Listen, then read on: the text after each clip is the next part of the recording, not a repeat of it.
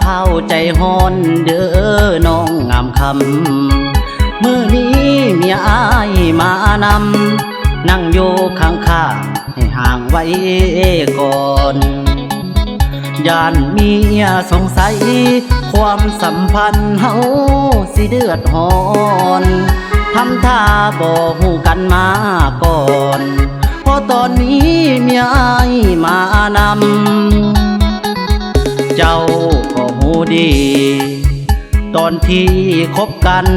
ใหม่ๆอายมีเมียน้องยังมีใจอายบ่ได้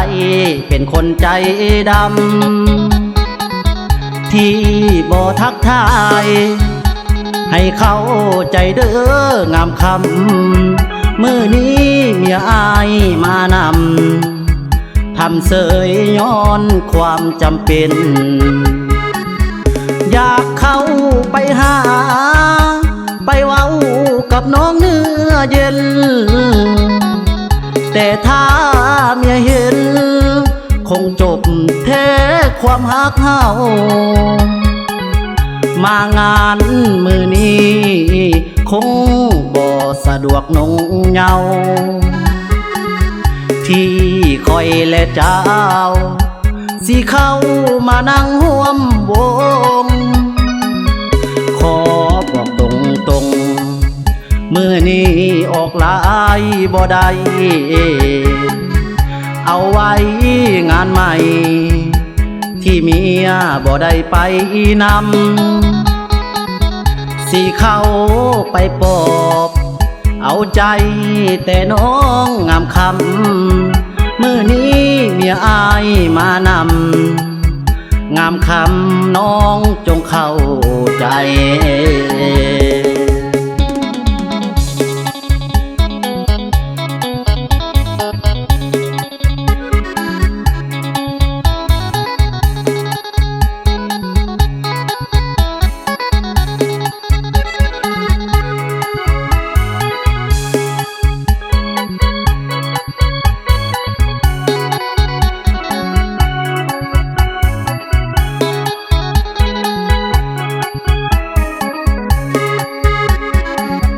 อยากเข้า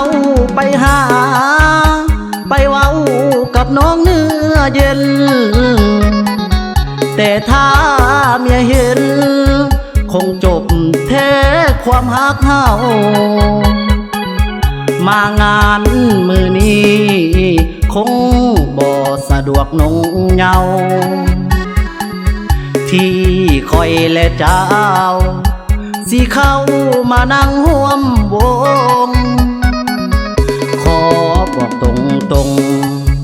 มื้อนี้ออกลายบ่ได้เอาไว้งานใหม่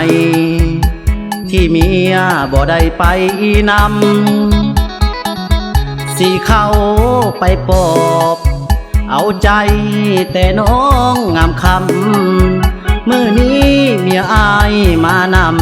ำงามคำน้องจงเข้าใจ